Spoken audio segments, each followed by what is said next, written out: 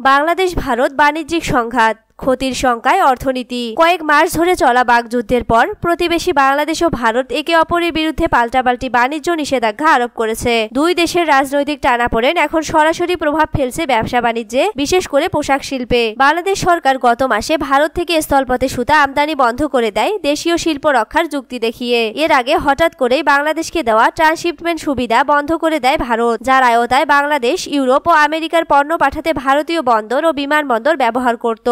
এই সিদ্ধান্ত বাংলাদেশের তৈরি পোশাক খাতে বড় ধাক্কা দিয়েছে। বিশ্বের দ্বিতীয় বৃহত্তম পোশাক রপ্তানিকারক দেশটি 2023 সালে $3,800 কোটি পোশাক রপ্তানি করে, যার একটি বড় অংশ ভারতীয় পথ ব্যবহার করে দ্রুত পৌঁছানো সম্ভব হতো।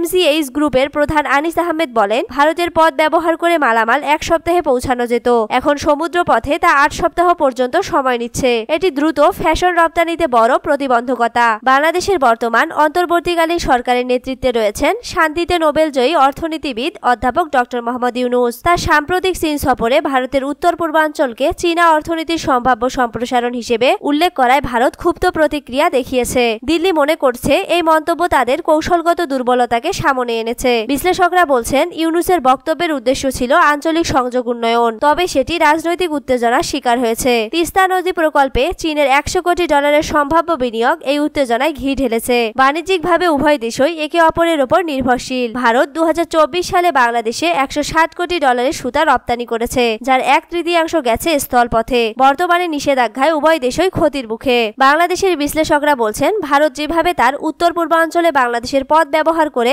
সময় ও খরচ বাঁচায়, বাংলাদেশও তার দেওয়া ট্রানজিট সুবিধাগুলো পুনর্মূল্যায়ন করতে পারে। এদিকে দুই দেশের মধ্যে রাজনৈতিক সম্পর্কের প্রেক্ষাপট আরো উত্তপ্ত।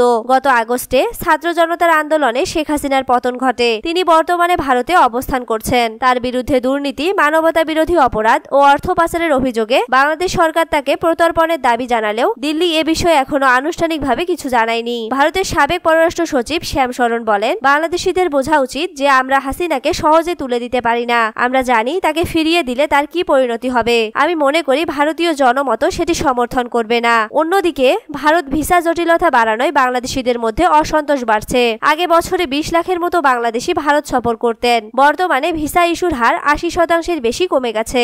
আবার ঢাকা ও ইসলামাবাদের মধ্যে সম্পর্ক উন্নয়নের চেষ্টাও ভারতের জন্য অস্বস্তিকর কারণ হয়ে দাঁড়িয়েছে। পাকিস্তানের পররাষ্ট্র সচিবের সাম্প্রতিক ঢাকা সফর ছিল 15 বছরের মধ্যে প্রথম উচ্চ পর্যায়ের সফর। যদিও কাশ্মীর হামলার জেরে পাকিস্তানের উপপ্রধানমন্ত্রীর সফর স্থগিত হয়েছে। এমন পরিস্থিতিতে বিশ্লেষকরা সতর্ক করছেন, দুই দেশ যদি সংযম না দেখায় তবে কেবল রাজনৈতিকভাবে নয়, অর্থনৈতিকভাবেও দুই দেশই বড় ক্ষতির মুখে পড়বে। জনসাধারণের মধ্যকার সুসম্পর্কও ক্ষয়ে যেতে পারে। এবার সামরিক মহড়া চালালো পাকিস্তান। ভারতের সঙ্গে আঞ্চলিক উত্তেজনার প্রেক্ষাপটে পূর্ণমাত্রা যুদ্ধ প্রস্তুতির অংশ হিসেবে বৃহস্পতিবার বড় পরিসরে সামরিক মহড়া চালিয়েছে পাকিস্তানি সেনাবাহিনী। নিরাপত্তা সূত্রের বরাতে পাকিস্তানি গণমাধ্যম জিও নিউজ জানিয়েছে, আধুনিক সামরিক সরঞ্জাম, অস্ত্র এবং কৌশলগত প্রস্তুতির মাধ্যমে সেনাবাহিনী তাদের সক্ষমতা প্রদর্শন করেছে। সূত্র জানায়, এই মহড়ায় অংশ নেওয়া অফিসার ও সৈন্যরা পেশাদারিত্বের সর্বোচ্চ নমুনা উপস্থাপন করেছেন। এতে সরাসরি যুদ্ধ কৌশল, আধুনিক প্রযুক্তি নির্ভর অস্ত্রের ব্যবহার এবং প্রতিরক্ষা কৌশলের প্রদর্শন ছিল মূল লক্ষ্য। সেনাবাহিনীর ঘনিষ্ঠ সূত্রগুলো বলছে, এই মহড়ার উদ্দেশ্য হলো শত্রুর যে কোনো আগ্রাসনের জবাবে পাকিস্তানি সেনাবাহিনীর চূড়ান্ত প্রস্তুতির বার্তা দেওয়া এবং প্রয়োজনে তা চূর্ণ করে দেওয়া দৃঢ় সংকল্প তুলে ধরা। এ মহড়ার সময় ও প্রেক্ষাপট বিশেষ তাৎপর্যপূর্ণ, কারণ কিয়ানি ও মন্ডল সেক্টরের নিয়ন্ত্রণ রেখা LOC পেরিয়ে ভারতের পক্ষ থেকে বিনা উস্কানিতে গুলিবর্ষণের পর পাকিস্তানি বাহিনী পাল্টা হামলায় একটি ভারতীয় চেকপোস্ট ধ্বংস করার দাবি করে। পাক নিরাপত্তা কর্মকর্তারা জানিয়েছেন, ভারতের অধিকৃত জম্মু ও কাশ্মীরের চকপুত্র পোস্ট সহ কয়েকটি শত্রু বাংকার তারা নিষ্ক্রিয় করে দিয়েছে। সম্প্রতি কাশ্মীরের পেহেলগাম এলাকায় ভয়াবহ সন্ত্রাসী হামলায় বহু হতাহতের ঘটনায় ভারত অঘোষিতভাবে পাকিস্তানিকে দায়ী করে। যদিও সরাসরি পাকিস্তানের নাম উল্লেখ করেনি, তবে একের পর এক কঠোর পদক্ষেপ গ্রহণ করেছে ভারত। এর মধ্যে রয়েছে পাকিস্তানি নাগরিকদের জন্য ভিসা বাতিল, কয়েকজন কূটনীতিক বহিষ্কার, এমনকি সিন্ধু পানি বন্টন চুক্তি স্থগিতের মতো বড় ধরনের পদক্ষেপ। এর জবাবে পাকিস্তান ও ভারতের জন্য স্থল ও আকাশ সীমা সীমিত করার মতো পাল্টা কূটনৈতিক কড়াকড়ি আরোপ করেছে। এই জটিল অবস্থার মধ্যে গত মঙ্গলবার এক গুরুত্বপূর্ণ মন্ত্রিসভা বৈঠকে ভারতের প্রধানমন্ত্রী নরেন্দ্র মোদী দেশটির সেনাবাহিনীকে পূর্ণ স্বাধীনতা দিয়ে যে কোনো ধরনের পাল্টা আঘাতের নির্দেশ দিয়েছেন বলেও প্রতিবেদনে উল্লেখ করা হয়েছে। এভাবে চলমান উত্তেজনার মধ্যে দুই পারমাণবিক শক্তিধর দেশের মধ্যে সামরিক মহড়ার এই অবস্থান গোটা দক্ষিণ এশিয়া অঞ্চল জুড়ে উদ্বেগ সৃষ্টি করেছে। নিরাপত্তা বিশ্লেষকরা সতর্ক বার্তা দিয়ে বলেছেন, এমন পরিস্থিতিতে পরিস্থিতি নিয়ন্ত্রণে আনতে কূটনৈতিক সংলাপ ও উত্তেজনা নিরসনের উদ্যোগ জরুরি। ভারতের বিরুদ্ধে রাস্তায় নেমেছে পাকিস্তানের হিন্দুরা। ভারতের ভিত্তিহীন অভিযোগের প্রতিবাদে বুধবার বেলুচিস্তানের কোয়েটার বিক্ষোভ করেছে হিন্দু সম্প্রদায়ের সদস্যরা। সম্প্রতি কাশ্মীরের পেহেলগামে সন্ত্রাসী হামলার ঘটনায় পাকিস্তানের বিরুদ্ধে অভিযোগ তোলে ভারত। এ অভিযোগের বিরুদ্ধেই প্রতিবাদে নামে হিন্দু সম্প্রদায়। বেলুচিস্তান প্রাদেশিক পরিষদের পিপিপির সংখ্যালঘু সদর সঞ্জয় কুমারের নেতৃত্বে আয়োজিত এ বিক্ষোভে নারী পুরুষ উভয়েই অংশ নেন। তাদের হাতে ছিল মোদী বিরোধী এবং ভারত বিরোধী প্লাকার্ড ও ব্যানার। বিক্ষোভকারীরা শহরের বিভিন্ন সড়ক ঘুরে কোয়েটা প্রেস ক্লাবের সামনে জড়ো হন। সেখানে তারা ভারতীয় প্রধানমন্ত্রী নরেন্দ্র মোদী ও তার সরকারের বিরুদ্ধে স্লোগান দেন। একই সঙ্গে পেহেলগাম হামলায় পাকিস্তানের সম্পৃক্ততার অভিযোগ প্রত্যাখ্যান করেন। সঞ্জয় কুমার বলেন, পাকিস্তানের হিন্দু সম্প্রদায় দেশের সশস্ত্র বাহিনীর সঙ্গে একতাবদ্ধ। যদি ভারত আগ্রাসনের চেষ্টা করে তবে পাকিস্তানের 1 কোটি হিন্দু সেনাবাহিনীর পাশে দাঁড়াবে। বক্তব্য রাখেন আরো অনেক নারী নেত্রীও। তারা ভারতের সিন্ধু পানি চুক্তি স্থগিতের সিদ্ধান্তেরও তীব্র সমালোচনা করেন এবং আন্তর্জাতিক চুক্তি লঙ্ঘন বলে আখ্যা দেন। প্রতিবাদ কর্মসূচিটি শান্তিপূর্ণভাবেই শেষ হয়েছে। যে কোনো পরিস্থিতিতে পাকিস্তানের পাশে থাকবে চীন। পাকিস্তান ও ভারতের মধ্যকার উত্তেজনা পরিস্থিতি নিবিড়ভাবে নজর রাখছে চীন। এ নিয়ে পাকিস্তানের উপপ্রধানমন্ত্রী ও পররাষ্ট্রমন্ত্রী ইশাক দারের সঙ্গে কথা বলেছেন চীনের পররাষ্ট্রমন্ত্রী ওয়াং ইয়ং। এবার যে কোনো পরিস্থিতিতে চীন পাকিস্তানের পাশে থাকবে বলে ঘোষণা দেন পাকিস্তানে নিযুক্ত চীনের কনসাল জেনারেল জাও শিরেন। বৃহস্পতিবার লাহোরে পাকিস্তান পিপলস পার্টির পিপিপি কেন্দ্রীয় পাঞ্জাব শাখার নেতাদের সঙ্গে এক উচ্চ পর্যায়ের বৈঠকে তিনি একথা বলেন। বৈঠকটি অনুষ্ঠিত হয় পিপিপি কেন্দ্রীয় পাঞ্জাবের অর্থ সম্পাদক আহমদ জাওয়াদ রানার বাসভবনে। লাহোরে চীনের কনসাল জেনারেল ঝাও শিরেন বলেন, সব পরিস্থিতিতেই পাকিস্তানের পাশে থাকবে চীন। অবশ্য তিনি জোর দিয়ে বলেন, যুদ্ধ কোনো সমাধান নয়। পাকিস্তান ও ভারতের উচিত সংলাপ ও কূটনৈতিক পথে শান্তির রাস্তা খোঁজা। ঝাও বলেন, চীনের সঙ্গে পাকিস্তানের সম্পর্ক কৌশলগত সহযোগিতা, অর্থনৈতিক উন্নয়ন ও নিরাপত্তা অবকাঠামোতে দীর্ঘদিনের। তিনি স্পষ্টভাবে জানান, চীন পাকিস্তানের সঙ্গে ছিল, আছে এবং ভবিষ্যতেও থাকবে, বিশেষ করে নিরাপত্তা, কৌশলগত সহযোগিতা ও অর্থনৈতিক উন্নয়নের ক্ষেত্রে। 2.5 ঘন্টা স্থায়ী বৈঠকে জাতীয় ও আঞ্চলিক নানা বিষয় নিয়ে খোলামেলা আলোচনা হয়। ঝাও বলেন, চীন পাকিস্তানের বন্ধুত্বের শিকড় গভীরে গাঁথা। তিনি জানান, প্রত্যেক চীনা নাগরিক পাকিস্তানকে ভালোবাসে এবং পাকিস্তানিরাও চীনকে একই রকম ভালোবাসা ও সম্মান দেখায়। বৈঠকে আন্তর্জাতিক ও আঞ্চলিক ভূ রাজনৈতিক পরিস্থিতি নিয়েও খোলামেলা আলোচনা হয়। দুই পক্ষই দ্বিপাক্ষিক সম্পর্ক আরো শক্তিশালী করার এবং আঞ্চলিক স্থিতিশীলতা ও সমৃদ্ধির জন্য বহুপাক্ষিক সহযোগিতা বাড়ানোর বিষয়ে একমত হন। বৈঠকের শেষ দিকে দুই দেশই চীন পাকিস্তান বন্ধুত্ব চিরকাল অটুট থাকবে বলে পুনর্ব্যক্ত করে। ঝাও বলেন, পাকিস্তান শুধু প্রতিবেশী বা মিত্র নয়, চীনের কাছে এক পরীক্ষিত বন্ধু। তিনি আরো বলেন, পারস্পরিক শ্রদ্ধা ও কৌশলগত সহযোগিতাই আমাদের সম্পর্কের ভিত্তি। ইতিহাসের ভয়াবহতম দাবানলে জ্বলছে ইসরায়েল, চাইল আন্তর্জাতিক সহায়তা। নিজেদের ইতিহাসে সবচেয়ে ভয়াবহ দাবানলে পড়ছে ইসরায়েল। আগুন তীব্রতা এতটাই বেশি যে এরই মধ্যে বেশ কয়েকটি এলাকা পুরোপুরি খালি করতে বাধ্য হয়েছে কর্তৃপক্ষ।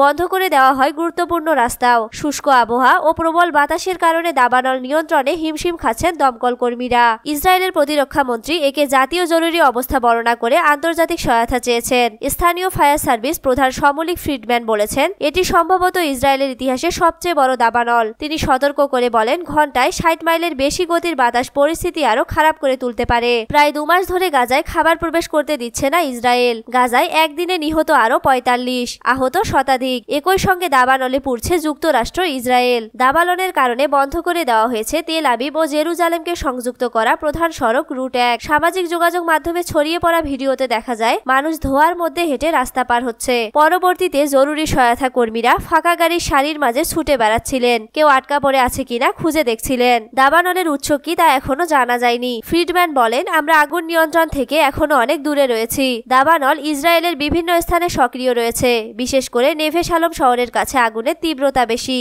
এক ভিডিওতে দেখা যায় আগুন ছড়িয়ে পড়েছে ব্যস্ত মহাসড়কের পাশেও। দাবানল মোকাবেলায় ইউরোপের কয়েকটি দেশের সঙ্গে যোগাযোগ করেছেন ইসরায়েলের পররাষ্ট্রমন্ত্রী গিদেওন সার। ইতালি ও মেসিডোনিয়া থেকে 3টি অগ্নি নির্বাহক প্লেন শীঘ্রই ইসরায়েলে পৌঁছাবে বলে জানিয়েছে দেশটির জাতীয় নিরাপত্তা পরিষদ। দাবানলের কারণে কমপক্ষে 10টি এলাকা থেকে বাসিন্দাদের সরিয়ে নেওয়া হয়েছে। ফায়ার সার্ভিস জানিয়েছে দাবানল মোকাবেলায় কাজ করছে 120টি টিম, পাশাপাশি 12টি প্লেন এবং হেলিকপ্টারও যুক্ত হয়েছে। ইসরায়েলকে অবিলম্বে অবরোধ তুলে নিতে বলল আয়ারল্যান্ড। অমানবিক দুর্ভোগ পোহাচ্ছে অসহায় গাজাবাসী। এ অবস্থায় ইসরায়েলের প্রতি গাজায় ত্রাণ সরবরাহে আরোপিত অবরোধ অবিলম্বে তুলে নেওয়ার আহ্বান জানিয়েছে আয়ারল্যান্ড। দেশটির উপপ্রধানমন্ত্রী ও পররাষ্ট্রমন্ত্রী সাইমন হ্যারিস শুক্রবার এ আহ্বান জানান। তুর্কি বার্তা সংস্থা আনাদোলু জানিয়েছে গাজায় ইসরায়েলি সামরিক অভিযান শুরু হওয়ার পর থেকে নিয়ে আজকের দিনটি সবচেয়ে দীর্ঘ সময় ধরে গাজায় ত্রাণ প্রবেশ নিষিদ্ধ থাকার রেকর্ড তৈরি করেছে, যার ফলে অবরুদ্ধ উপত্যকাটিতে চরম অমানবিক অবস্থার সৃষ্টি হয়েছে। এ বিষয়ে আয়ারল্যান্ডের তানাইস্টে উপপ্রধানমন্ত্রী ও পররাষ্ট্রমন্ত্রী সাইমন হ্যারিস বলেন, ইসরায়েলি অবরোধের কারণে গত 8 সপ্তাহ ধরে কোনো মানবিক বা বাণিজ্যিক পণ্য গাজায় প্রবেশ করতে পারেনি। শিশুরা না খেয়ে মরছে। হাসপাতালগুলোতে প্রাথমিক ব্যথানাশক ঔষধও ফুরিয়ে গেছে। তিনি জানান, বিশ্ব খাদ্য কর্মসূচি WFP ইতোমধ্যেই সতর্ক করে বলেছে তাদের খাদ্য মজুদ শেষ হয়ে গেছে। জরুরি ভিত্তিতে জীবন রক্ষাকারী সহায়তা প্রয়োজন, অথচ গাজায় তা পৌঁছানোর উপায় নেই। হ্যারিস বলেন, এই যে দুর্ভোগ এখনো চলছে তা একেবারেই অমানবিক। যুদ্ধ শুরু হওয়ার পর থেকে এটি সবচেয়ে দীর্ঘ সময়ের ত্রাণ নিষেধাজ্ঞা। তিনি এই পরিস্থিতিকে অগ্রহণযোগ্য উল্লেখ করে বলেন, জীবন রক্ষাকারী সহায়তা আটকানো আন্তর্জাতিক আইন অনুযায়ী ইসরায়েলের দায়বদ্ধতা লঙ্ঘন। আয়ারল্যান্ড ইসরায়েলের প্রতি এই অবরোধ অবিলম্বে তুলে নেওয়ার আহ্বান জানাচ্ছে এবং ত্রাণ পৌঁছানোর জন্য নিরবচ্ছিন্ন পথ নিশ্চিত করার দাবি জানাচ্ছে।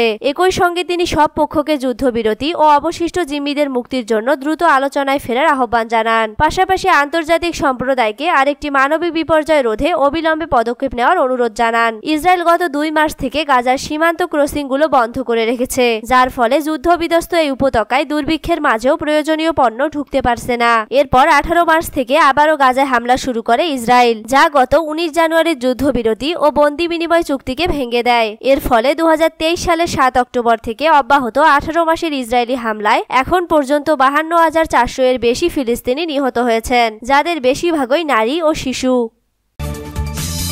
সীমান্তে উত্তেজনা, পাকিস্তান নিয়ন্ত্রিত কাশ্মীরে খাদ্য মজুদের নির্দেশ। পেহেলগামে হামলার জেরে ভারত ও পাকিস্তানের মধ্যে উত্তেজনা ফের বেড়েছে। ভারতের আক্রমণের আশঙ্কায় পাকিস্তান শাসিত কাশ্মীরের নিয়ন্ত্রণ রেখা সংলগ্ন লাইন অব কন্ট্রোল 13টি নির্বাচনী এলাকায় খাদ্য ও জরুরি পণ্য মজুদের নির্দেশ দিয়েছে দেশটির সরকার। সম্প্রতি ভারত শাসিত কাশ্মীরের পর্যটন এলাকা পেহেলগামে বন্দুকধারীদের হামলায় 26 জন নিহত হওয়ার ঘটনায় নয়াদিল্লি পাকিস্তানকে দায়ী করলেও ইসলামাবাদ হামলায় জড়িত থাকার অভিযোগ উড়িয়ে দিয়েছে। ভারতীয় সেনাবাহিনীর দাবি, ঘটনার পর টানা 8 রাত ধরে দুই দেশের সেনারা সীমান্তে গুলি বিনিময় করেছে। এছাড়া হামলার প্রতিক্রিয়ায় দুই প্রতিবেশী রাষ্ট্র একে অপরের বিরুদ্ধে সীমান্ত বন্ধ, কূটনৈতিক নানা পদক্ষেপ নিচ্ছে। পাকিস্তান শাসিত কাশ্মীরের প্রধানমন্ত্রী চৌধুরী আনোয়ারুল হক জানান, সীমান্তবর্তী এলাকাগুলোর মানুষের জন্য 2 মাসের খাদ্য মজুদ এবং জরুরি পণ্যের সরবরাহ নিশ্চিত করতে 1 বিলিয়ন রুপির জরুরি তহবিল গঠন করা হয়েছে।